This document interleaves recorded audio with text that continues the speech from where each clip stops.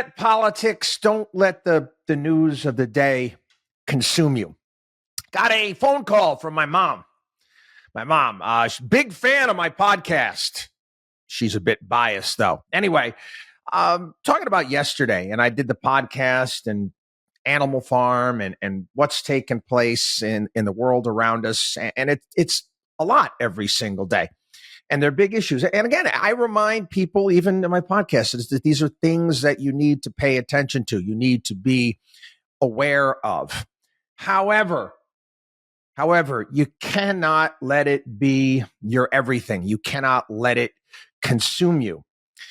To be fixated on politics, the news, all that stuff, the arguments, the fights, and obsessing on these things, it's a distraction.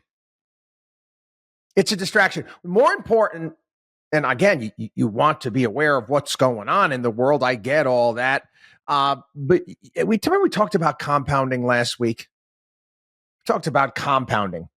And you want to be a little bit better every single day. If you were more fixated on that, you're going to be a better place.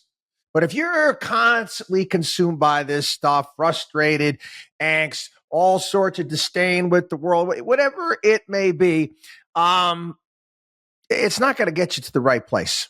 It really isn't. I mean, one of the underlying themes that we've talked about here on the program is the importance, quite frankly, of doing what?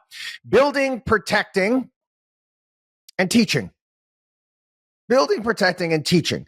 And if you focus on that, you're focusing on your family, you're focusing on your local communities, because the reality of the situation is that, we don't have much say or influence in what goes on in Washington, D.C. I mean, they're perfectly clear.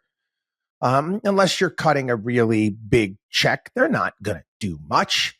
Quite frankly, you know this. And it's both sides of the aisle.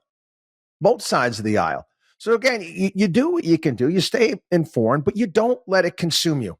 You don't let it eat you up. And again, focus on your family, focus on your friends and your local community. Don't let these people beat you up. Don't be consumed by it. Life is just too damn short.